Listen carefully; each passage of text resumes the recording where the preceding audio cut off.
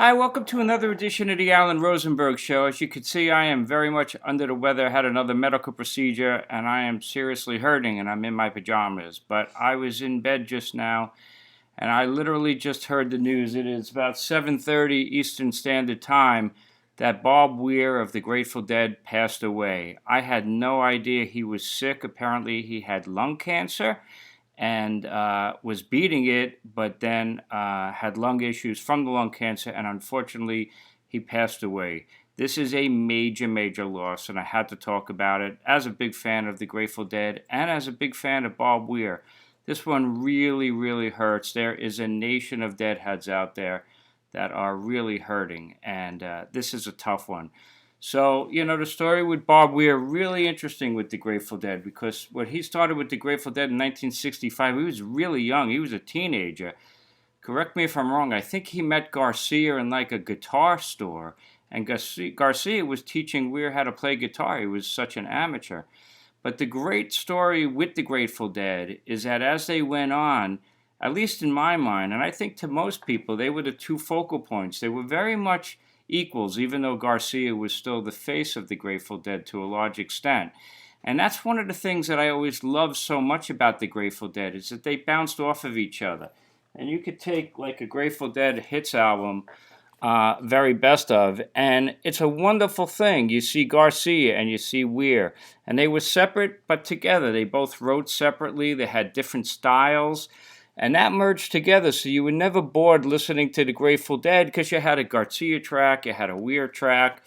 They were both in the front. Bobby was a great-looking guy, wearing his little Bermuda shorts sometimes, even though he was in the Dead. Just wonderful. And I always loved about the Dead that Garcia could have a solo career and Weir, and they would still play those songs live. And of course, Weir's first solo album is Ace, which I've quoted on my channel as the best Grateful Dead album. That's not the Grateful Dead, because the Grateful Dead were the band on here, and this was Weir's first solo record, and it's amazing. And look at the tracks. The Dead played these songs, yet it was a Weir solo album. Interestingly, this is a story I always like to tell. This was in 2023. I was in the local record store, and they were playing an album, and I didn't even know who it was. And I said to the guy, Mr. Cheapo's Records, and I said, what are you playing? He said, this is the new Weir album. And I'm like, you're kidding me. And it was this one called Blue Mountain. And I played this album to death that year, and in 2023, it was my number 2 album of the year, only behind Hackney Diamonds from the Stones. This is a phenomenal album. It's got that country feel, which was very much Weir's style, even with the Dead. And, Weir, he carried on the Dead. Of course, Garcia died in 1995. And even before Garcia died, Weir had Bobby and the Midnights. He had Rat Dog. He had Kingfish. He was always doing different things. And then after Garcia died in 1995, they continued with so many incarnations of the band, the other ones, and Dead and Further, Dead and Company, Fare Thee Well. Weir just kept it going, with whoever was taking the place of Garcia, whoever that would be. So this is a really tough one. If you're not familiar with Bob Weir solo, this is a great one called We're Here. And this is a 2-disc set. Set 1 is the studio stuff right there. And disc 2 is the live stuff. And it's just spectacular. And man, this is like, especially I had a little surgery yesterday, and I'm really hurting. And I'm only 63. Weir was 78. Man, it's only 15 years on me.